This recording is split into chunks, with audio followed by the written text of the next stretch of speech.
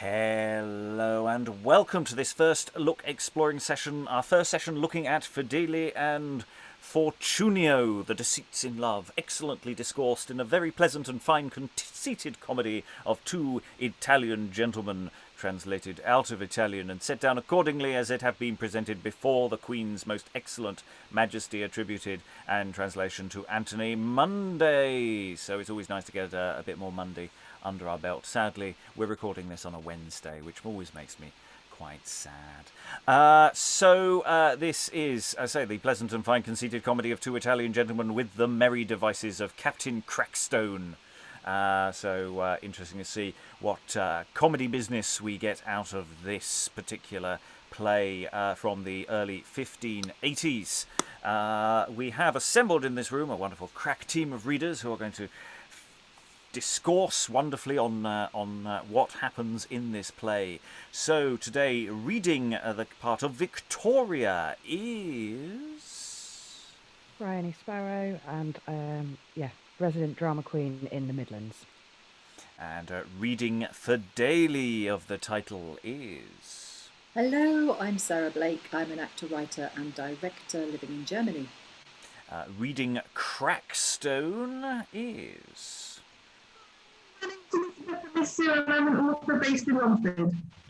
reading the opening dedication as well as Medusa is... Hi, I'm Alan Scott in Suffolk and I don't have any snakes. Reading Pamphila and also the prologue at the top is... Hi, I'm Eric, and I'm most certainly not the kind of person who is ready to be presented to the Queen. Reading a pedant is... Hi, I'm Tamara. I am an actress based in Germany, and I've actually been to Buckingham Palace. Reading Attilia is... Hello, my name's Francis Cox. I'm an actor living in Amsterdam. And finally, reading Fortunio, also of the title, is...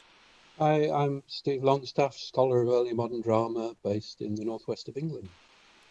And without further ado, we're going to dive into the text. I'm your host, Robert Crighton. I will be reading stage directions, but we're going to open with, back-to-back, the dedication that exists to the printed edition, and also the prologue, followed by the prologue before the Queen. So let's have some dedication and a prologue, please. To the worshipful and very courteous gentleman, Master M.R.M.A., commendeth this pleasant and fine conceited comedy.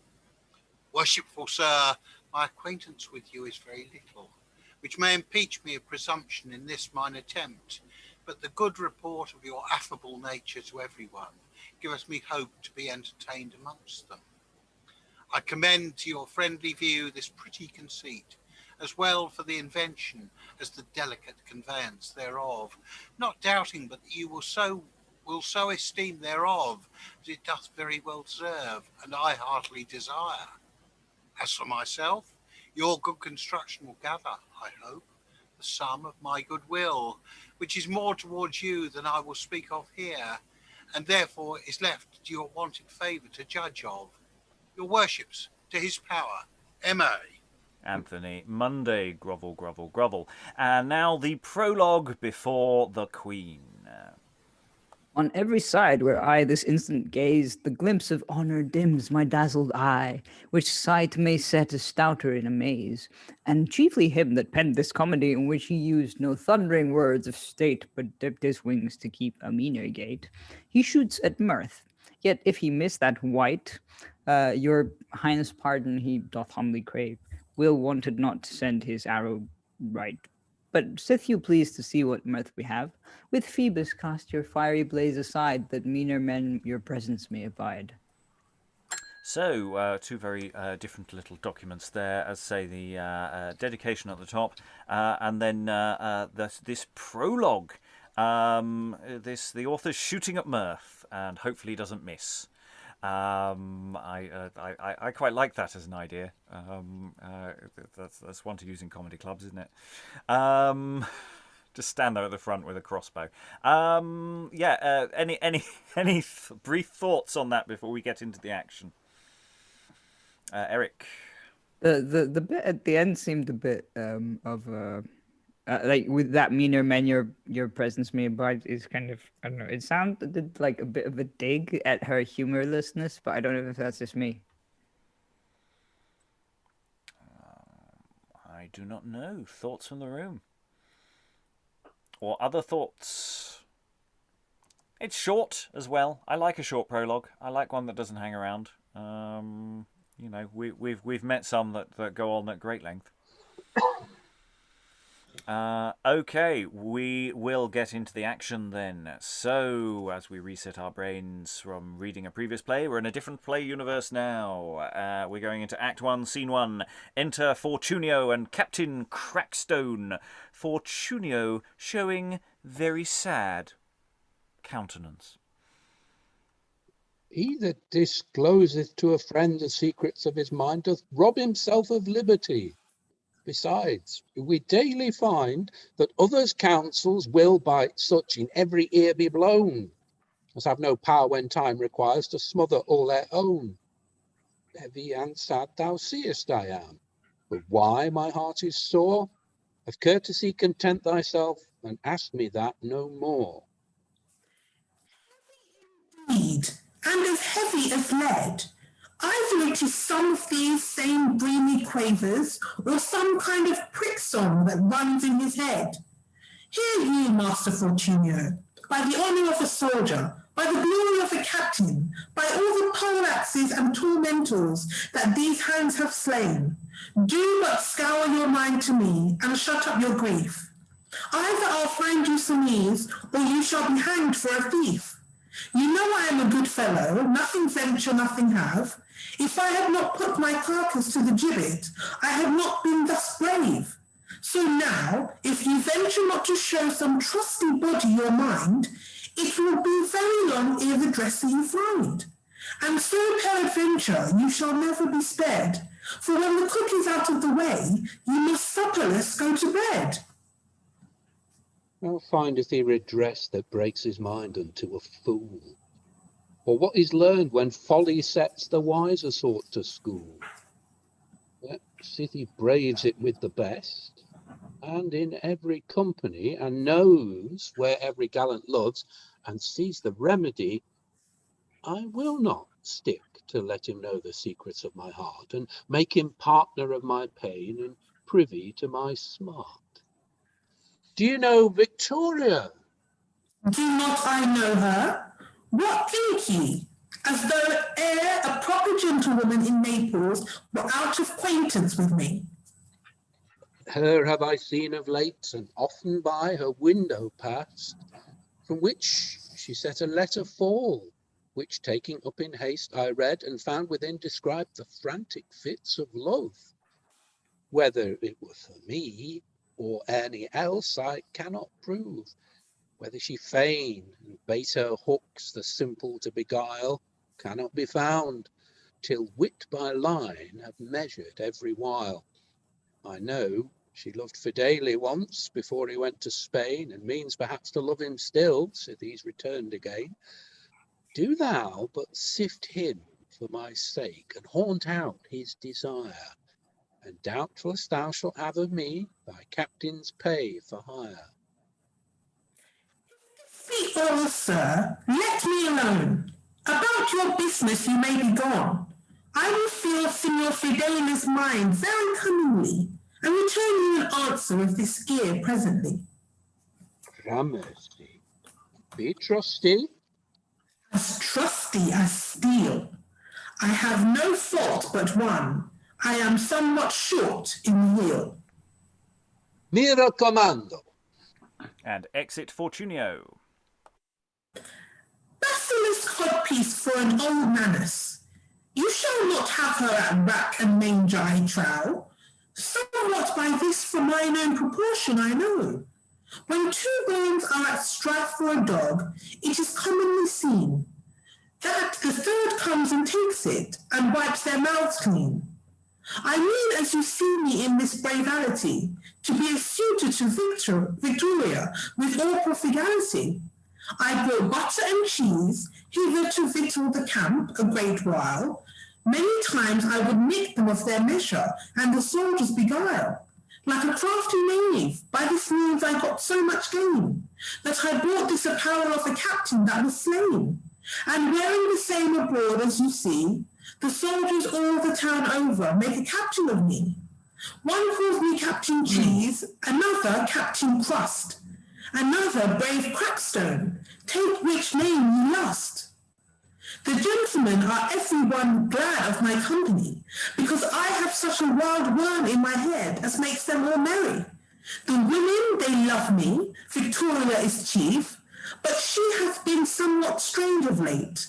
Therefore, to be brief, I thought some straws were in the pad, that she looked so coy, but now have at her again, with a fresh head in my toy. I will first underpoint Sir Fedele,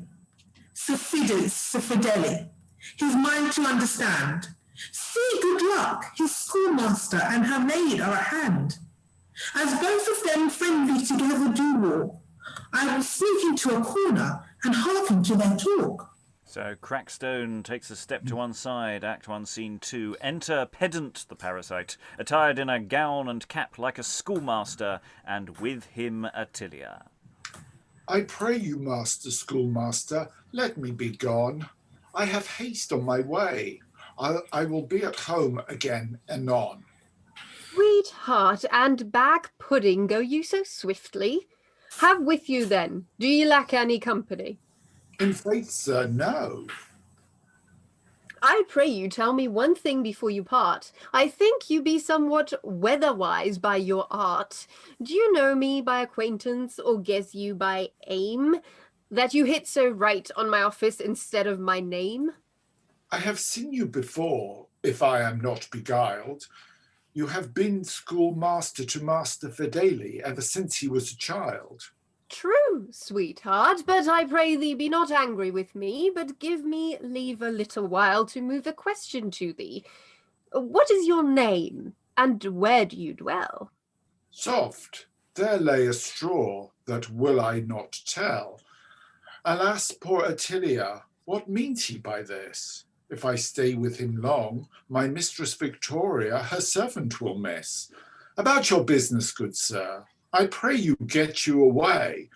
I purpose not to tell you my name this day.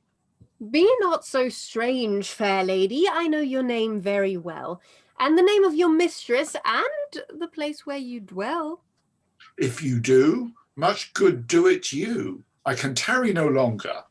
Then I perceive I shall be driven to try who is the stronger. And stops her. I shall tell you one thing, if it please you to stay.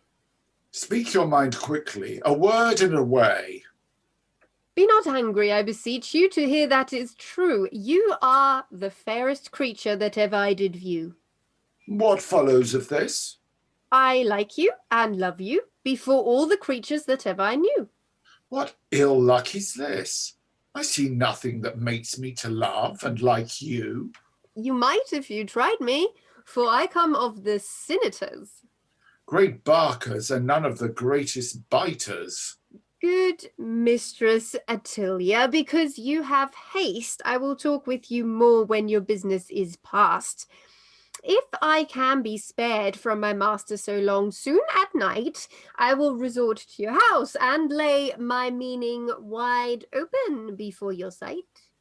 Farewell, Sir Pedant. Look you be not too quick.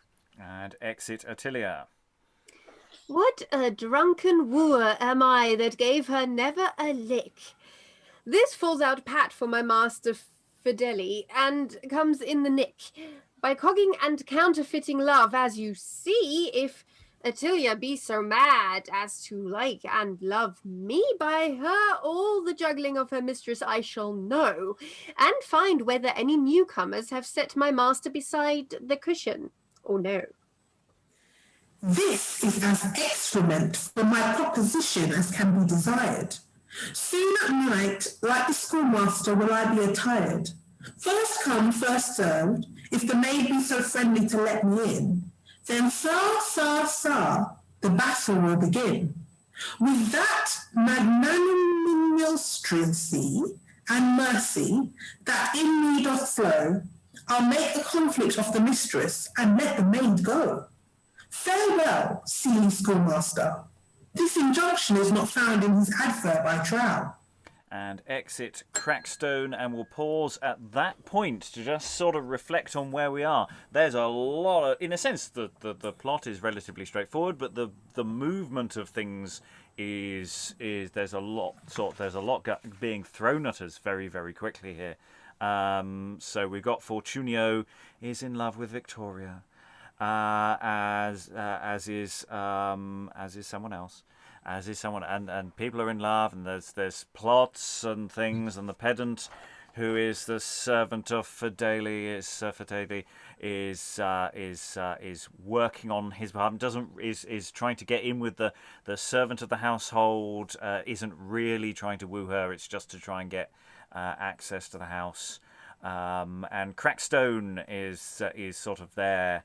On his own mission of love as well, was sort of full of all sorts of interesting questions about who Crackstone is and how he functions as a character.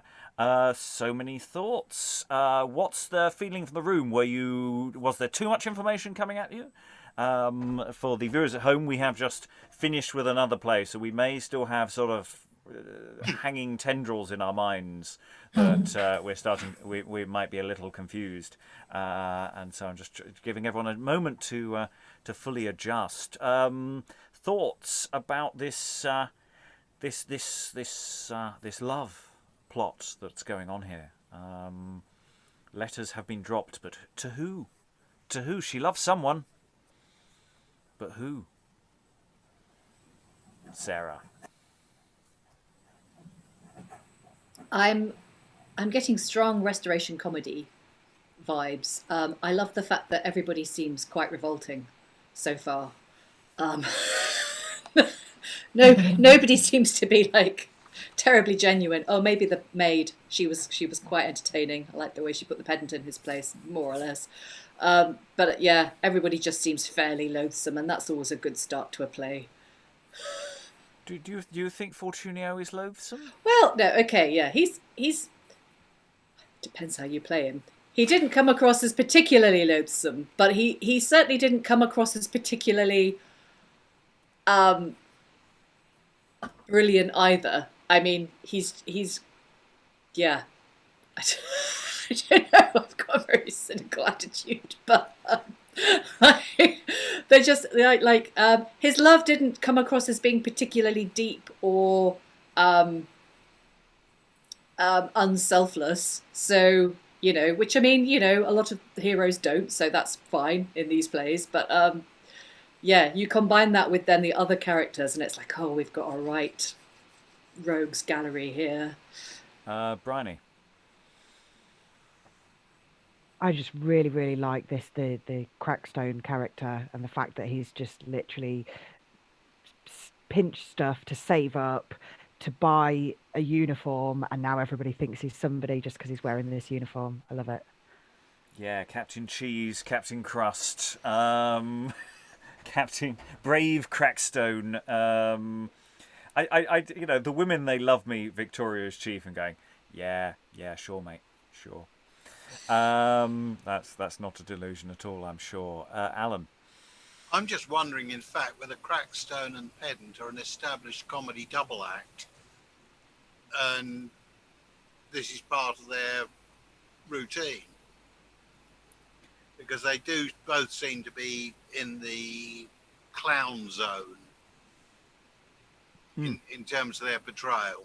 Well, it's an interesting question if this is for a boys' company, because it's Crackstone is mentioning that he's somewhat short, so therefore could be one of the younger or shorter boys in the company. It could, of course, just be a shorter clown. I haven't actually double-checked the auspices of the actual play itself, beyond the fact that we know it's being played before the Queen. So there are other options for that available. But yeah, the nature of the business, people do establish the kind of business that they're going to play. Pedant's comedy business is very different to Crackstone's business, it seems. Eric, did I see a wave earlier? Yeah, I was just going to sort of say, okay, the Pedant's first line is sort of sweet sweetheart and bag pudding, is that like sort of a term of affection, or is it just like sort of, because it then proceeds to go very sort of lechery after that, but then, yeah. Well, I mean, it's interesting because the pedant isn't actually in love with her. You know, this is part of a ruse. So there's a question of maybe he just doesn't know how to woo because it's not actually something he normally does in everyday life. You know, it's his impression of what wooing should be like. Unless it's all a lie and he's, you know, deluding himself and he really does just want love. Stephen. Muted. I could be wrong, but bag pudding generally seems to be a comedy signifier, because it's just kind of, you know, cheap starchy stuff, you know. So it's like he's calling her his jumbo bag of crisps or something like that. I don't think it's used in a tragic or serious context ever. So I think it's probably just a gag. And it's something that hungry people really fantasize about a lot, isn't it? A bag pudding. So I think it's interesting that it's almost the first thing he says, isn't it? Is that we get this kind, you know, he might as well have come in with a red nose on or something like that.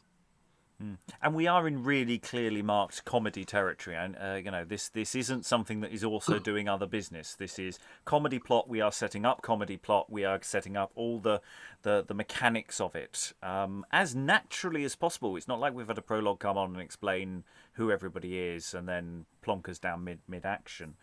We're plonked mid action, and people are trying to explain it to each other as naturalistically as they can.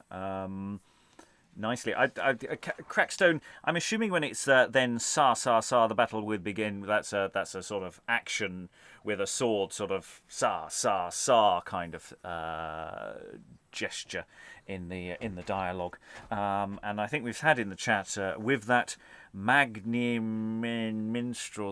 whatever the comedy ridiculously long word that is unsayable, is... yeah, it's interesting what Crackstone is doing with language. Other thoughts before we move forward deeper into the scene and deeper into the plot? No, let's get some more data. So Crackstone has seen this as excrement for his proposition, has exited to get on with his game. The pedant is left briefly alone on stage. These tidings will be joyful to my master, I am sure, who for love of Victoria suffers many a sharp shower. And here enter Sir Fedele. Lo, where he comes walking by himself alone, with his head full of thoughts, and his heart full of moan.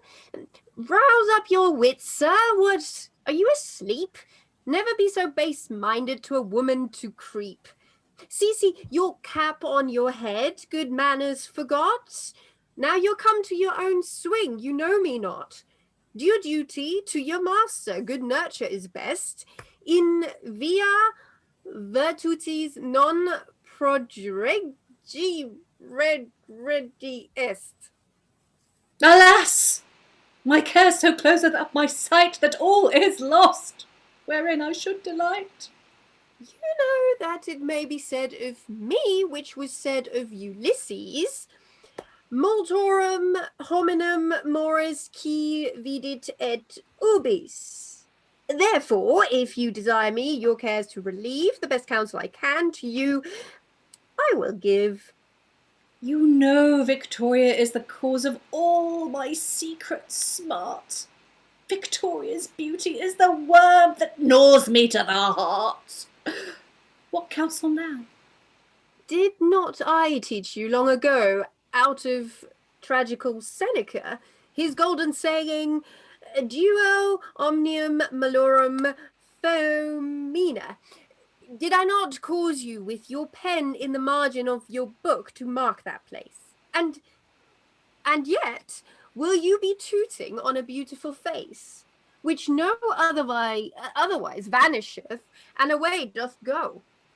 Then water that never returns to the spring from hence it did flow. Beauty is so fickle a foundation to bear any frame, and love so uncertain that it throws the house on his head that built the same. Whereupon I gave you a good lesson of old, every letter thereof would be written in gold. Quod inuat exigum est, plus est quod ledit amantis. They know what I mean that are versifocus. If this cold comfort in my need be all that I shall have, out of my sight! No succour at thy hands I mean to crave. Adultus iuenis tandem custode remoto, seris in vitium flecti monitoribus aspera.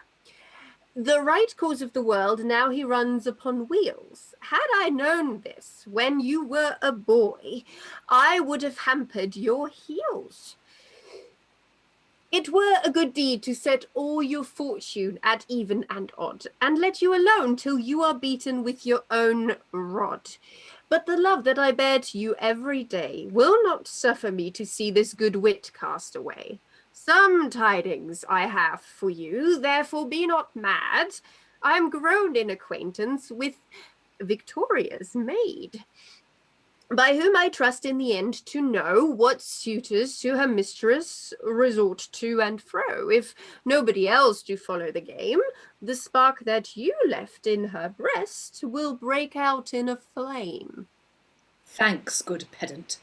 Get thee home and leave me here a space, to try, if I may, meet with fair Victoria in this place. I know where to prick, that the vein may bleed.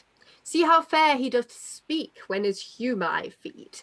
This passeth prosodia, syntaxes, and all.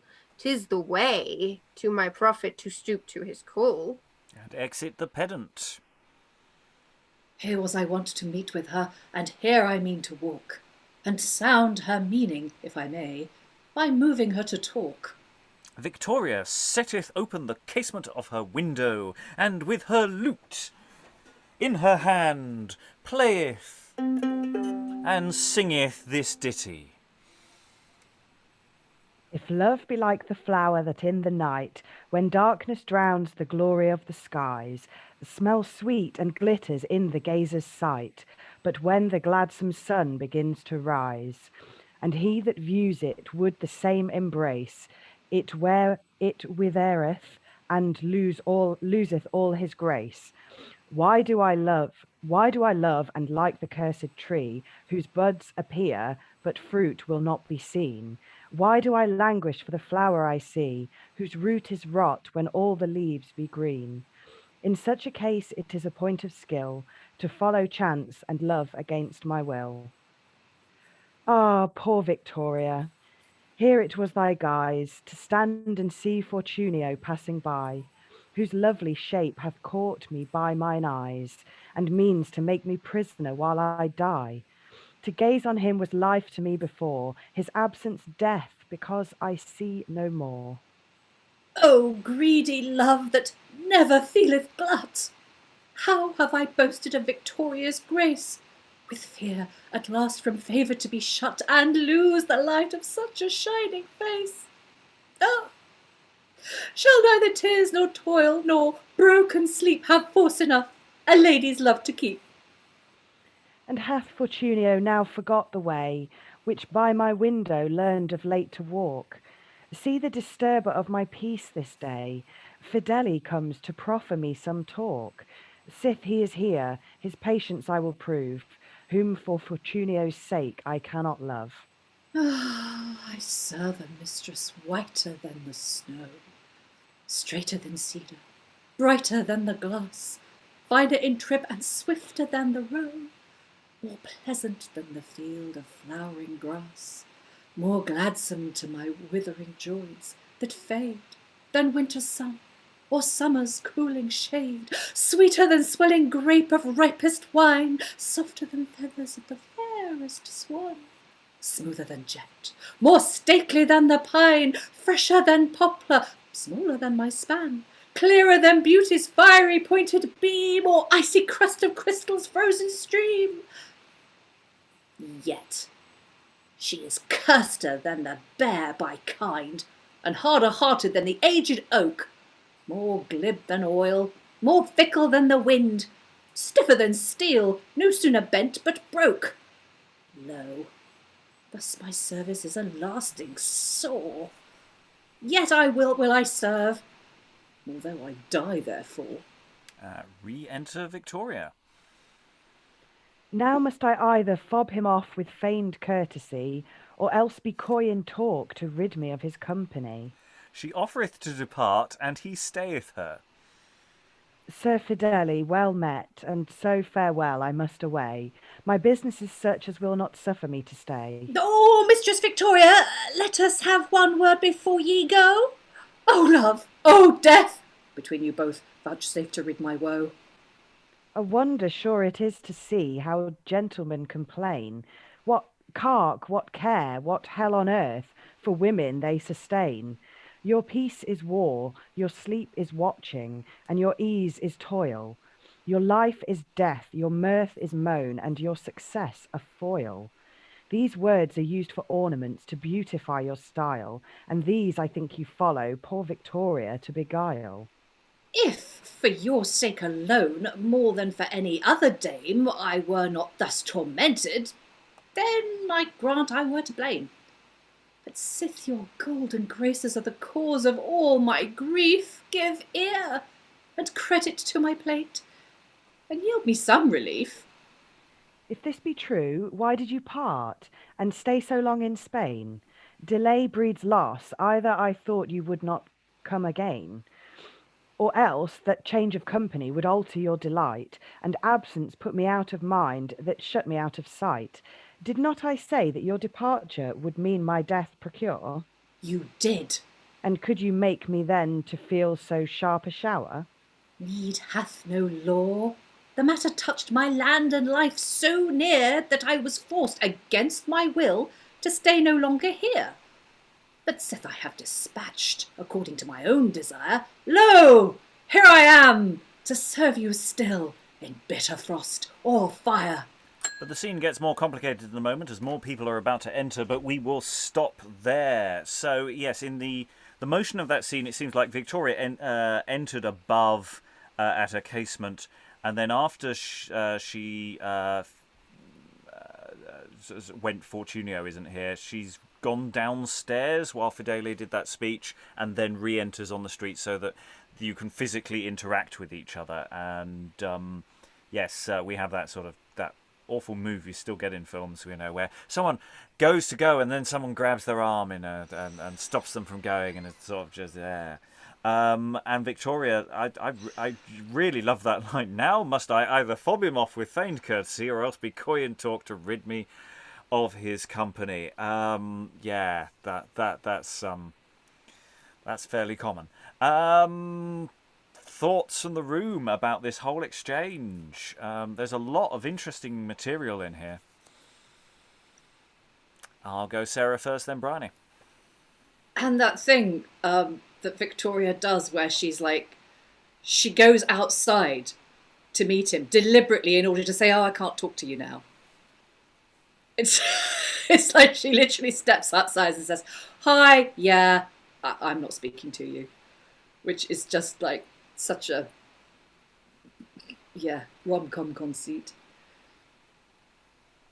Briony. Just building on what Sarah was saying earlier, about how they're all a bit morally ambiguous, sort of thing. There's no clear shining white hero in this story, and even Victoria, because like you say, she's clearly a bit manipulative. She's quite fickle. She said, if you go off to Spain, then I'm not going to love you anymore, and she's standing by that. And yeah, I like her, but she's not 100% nice, is she? Well, she's throwing his argument back at her, isn't it? You know, it's that he's saying, you know, oh, stay with me, or you know, I'll die, and she's mocking him. You know, oh, you're always, that's what people always say. Oh, I'm going to die if you don't love me, and you know, you said you know, if you really loved me, why the hell did you bugger off to Spain? And all these things. So yeah, there's a real, because they've got history. It's not like these are random people as well. It's not like they've just seen them from a distance and ta-da. This is actually working as a very nice parallel for what we're doing in the evenings. We're looking at a patient Griselle. This is actually a really nice antidote to elements of that. Other thoughts on the room? Eric? Just the whole "I serve a mistress whiter than the snow, cedar, glass, blah, blah, blah," all that speech was just like, okay, we get the point. You can make comparisons and metaphors and similes, and they're all about nature. Except, like, maybe steel, I don't know. It just feels very sort of, yeah, don't overdo it, dude. Well, it's a question of whether either of them are actually hearing each other during that sequence before she re-enters. Because Victoria's talking about Fortunio, Fedele is talking about Victoria, and are these effectively these two parallel texts that never the twain actually meet? I'm not saying that's a fact. I'm just asking the question. Alan, I think actually you've got something Eric mentioned in the chat, which is, you've almost got a trio of it, because there's strong echoes in this sequence of the previous one between the pedant and the maid. One stopping the other from moving. Yeah. Except one was an entirely fake encounter, and this one is in theory real. Other thoughts before we go into Act 1, Scene 3, which I think is the last scene of the act? No, let's get some more data about this play. So far, it's moving at pace, and this is a scene numbering in terms of major entrances and exits. So Act 1, Scene 3, they're all, Victoria and Fedele is still on, but here we now have the re-entrance of Attilia, the maid, to Victoria, with Pamphila, who's maid to Mistress Virginia, who we haven't met, and Medusa, the enchantress, with her box of enchantments under her arm. Depart, Fedele, for this time. Come to me soon at night. I will consider better of your plaint and heavy plight. My maid and other company doth priest into this place. It were not good to make them all acquainted with your case. 1,000 thanks. This in your ear. Mwah! Let that the token be. And exit Fedele. I know your meaning, sir. Farewell. Refer the rest to me. Alas, poor soul, he little knows how cold a suit he hath. He must be dallied with a while for fear of after scathe. Must you seek Fedele out? I must. But to what end? To crave of courtesy that he would stand my mistress' friend. Mistress Virginia? The same. In what matter, I pray? That's counsel unto you. I must not everything bewray. And yet by her, so bitter is the taste of love, I find, that gall were sweeter to the mouth and better to the mind. I have the hair on foot. But know you where Fedele is? Him at his house, or walking in the street, you shall not miss. Farewell. I will go seek him straight. Exit Pamphila. Yet find him not too soon. Alas, poor soul. Her suit is cold before it be begun. Lo here the common fault of love, to follow her that flies, and fly from her that makes pursuit with loud lamenting cries. Fedele loves Victoria, and she hath him forgot. Virginia likes Fedele best, and he regards her not. Oh, foolish love, and lovers that look not to their state, that swim against the tide, and then repent when 'tis too late. If we could learn to seek to them that unto us do sue, the match were made, and we should have no cause at all to rue. When we be coy and hold our friends aloof at cap and knee, the mart is marred, and every eye our folly then doth see. What talk you there, Attilia? No hurt at all to you. What news?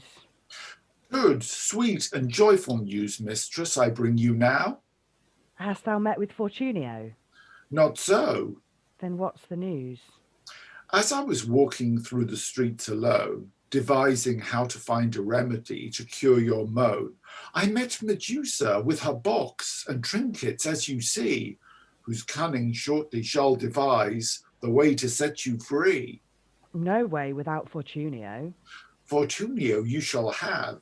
Be not afraid, therefore, in this woman's aid to crave. She can enchant and work wonders by magic's learned art. She can with words, with charms and herbs, give you Fortunio's heart. Make much of her. Ah, fool, I know that love is such a passion of the mind as neither airy sprites can rule nor force of magic bind. Yet try her cunning, sith that I have brought her into place. Medusa, will thy drugs procure a pining lover grace? Mistress, they will. Open thy box and let me see thy store. Let me have that shall pleasure me, I'll pay thee well therefore. Here is an egg of a black hen, a quill plucked from a crow, who with this pen writes on this egg a charm that I do know, and names the party whom they like, the same shall love again. What think you of this remedy? This remedy is vain. Look farther yet into your box. Some other medicine prove, because my mistress cares not for the single juice of love. She craveth more. She must enjoy the party she desires. Fie, hold thy peace. Else hath she not the thing that she requires. Lo, here a spoonful of a virgin's milk, incorporated with a piece of dough, powdered with cinders of fine Spanish silk, and steeped in the liquor of a sloe. On one side write Venus and Cupid's name, on t'other his that loved, then take the same, and broil it on the coals unto a crust, blasting it well with honey drops and oil. Give it him you love to kindle lust, and then your suit shall never suffer foil. This will so bind the gallant whom you choose, that he shall never himself hereafter lose. All this is to no purpose, yet methinks you are too wide. What pleasure can my mistress have so long as he is tied?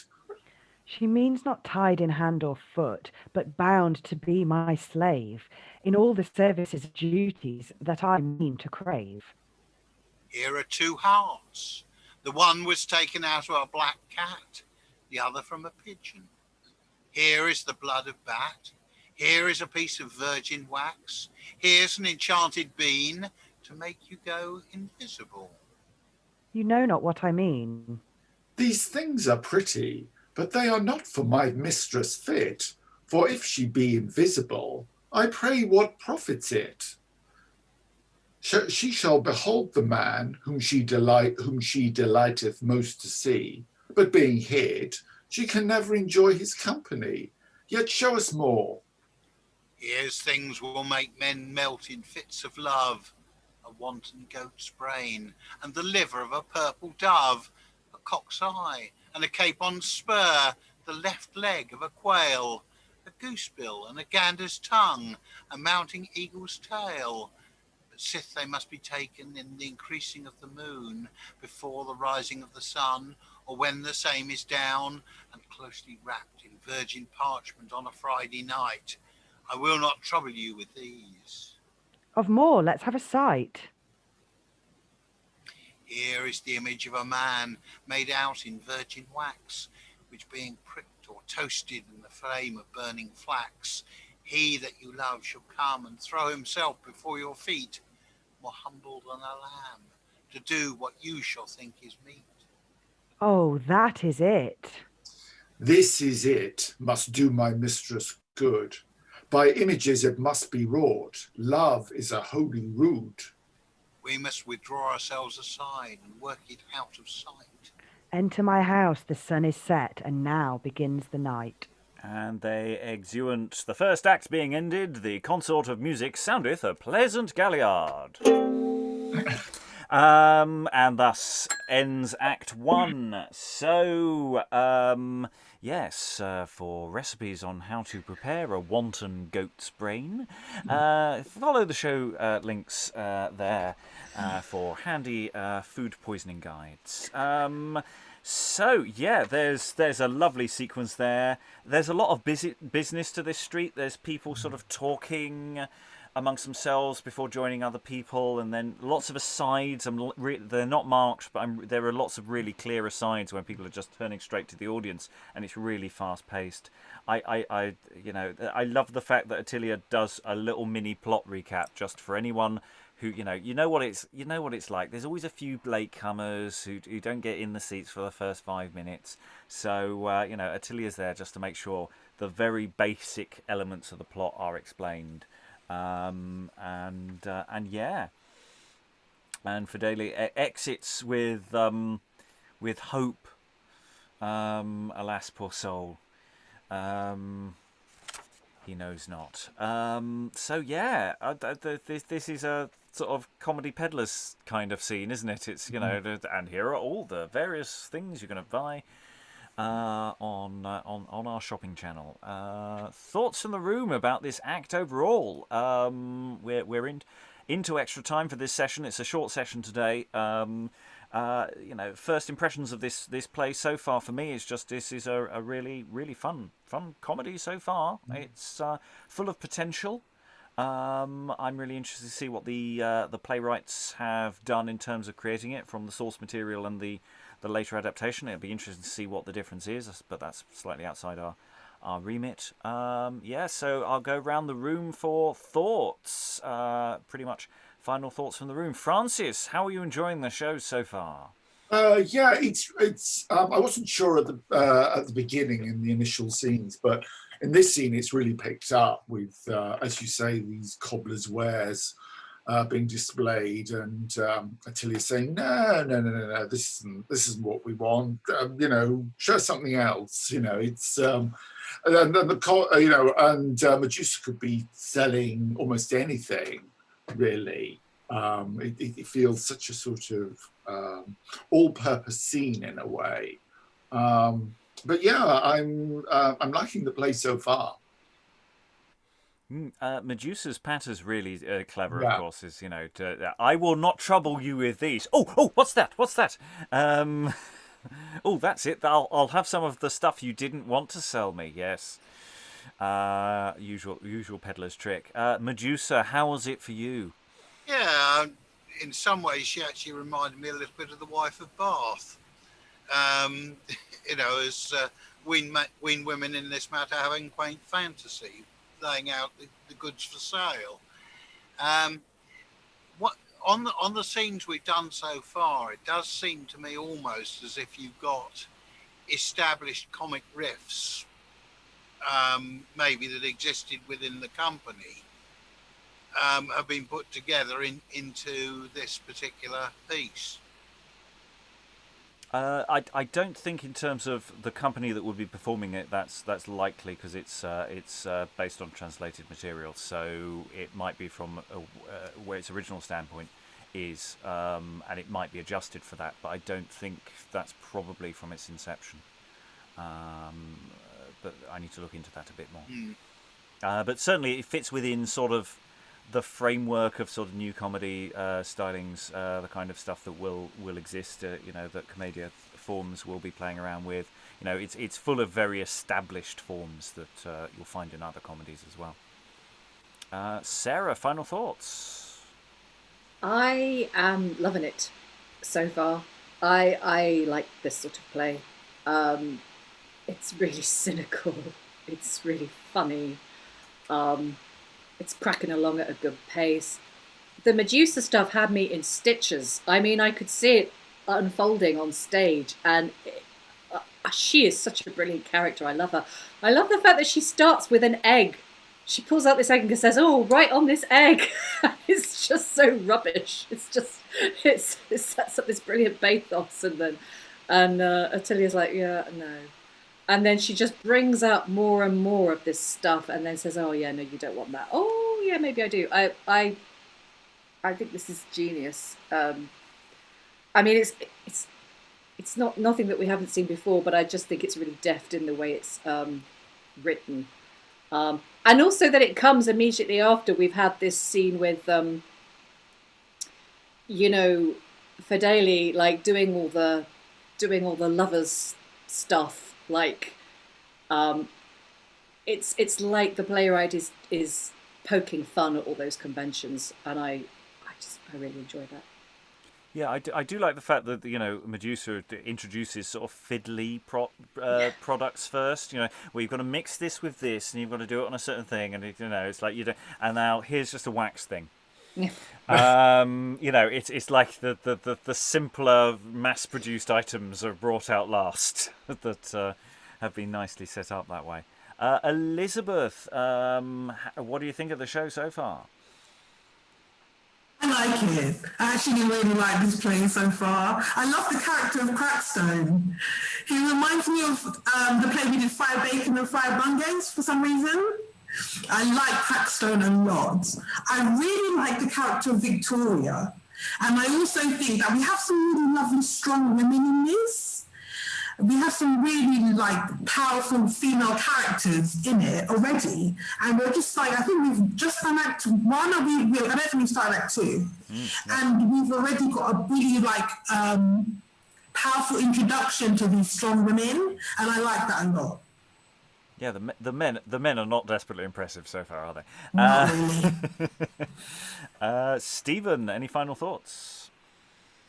Not really. I mean, I agree with Sarah. Plot. Yeah, that's the life for me. You can have a bit too much of this kind of agonised interiority, can't you? Yeah, the only thing is, if we ever do a production of it, can you do the Medusa as Nigella? No! or Delia. No, Nigella. Nigella. And if I open this fridge door here, you'll see I've got this egg. There's a fine Spanish silk. It's an egg. Yeah, get a fridge. Roll a fridge on. Yeah, get somebody to do Nigella. Okay, right. Well, we've got our options already in place there. Eric, I want to play that role, by the way. Okay. I make a note. We are allowed to play dibs, by the way. Do always remember that. I do try to remember. Eric, final thoughts. Yeah, at the beginning I was like, okay, so what's going on here? This person is in love with that person, and that person is in love with that person. So basically we're just layering different love interests on top of each other. And then when we got to the Medusa bit, I'm just like, where is she pulling all this? Like, is all this stuff in the box? How big is this box? And I just love the bit where Victoria goes, yeah, Shumi's not tied in hand or foot, but bound to be my slave, sort of, because this is sort of the relationship. And she goes like beyond the point of explaining, like laboring the point to point out, I'm in love basically, and I need him to respond to me, not the other way around. It seems very sort of like explaining a joke to the point of disgust. Yeah, and it's like the Medusa's final sales pitch here is, this man will throw himself before your feet, more humble than a lamb. Oh, that's the one. That's the one I'll buy. That's what I want. And Victoria does know what she wants, so that's nice to see. Briony, final thoughts?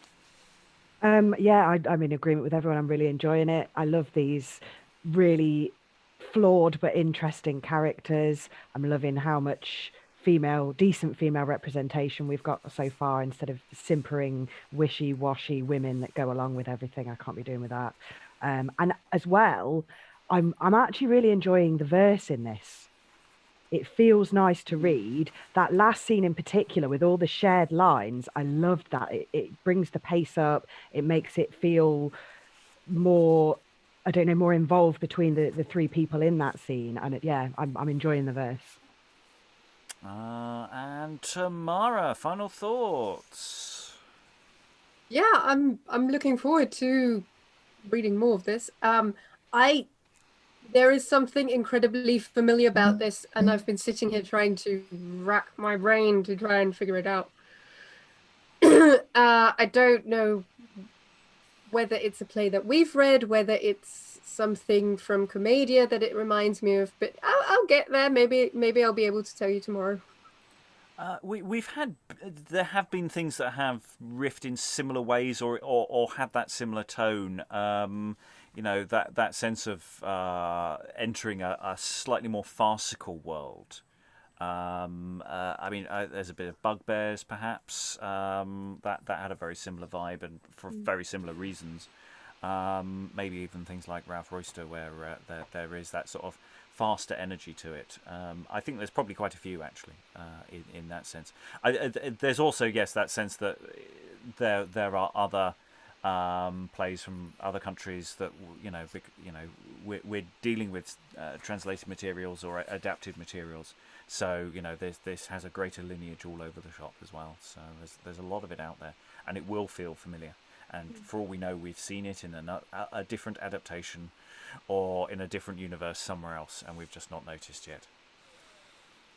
Any additional thoughts anyone wants to throw in? Otherwise, Eric. I just noticed, like, Attilia's last line in that scene is, "Yeah, love is the holy root," and it's like, yeah, but we're doing all this scheming just to sort of impose it, basically. It's just interesting, sort of undermining the whole point of love, kind of thing.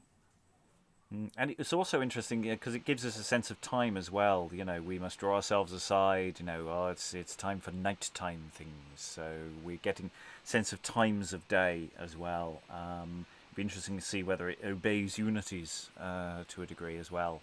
Whether that's part of the playwright's trick. Okay, well, that's it for Act 1, a relatively short session with this video. We will be diving into Act 2 and Act 3 next time on this play as we find out where it is going, and hopefully the action will hot up even more. It's laid down pretty much all its calling cards here, so we'll see where we go. All that remains to thank all the wonderful readers and all their wonderful thoughts. Thank you very much, and goodbye. Bye. Bye. Wanton goat's brain.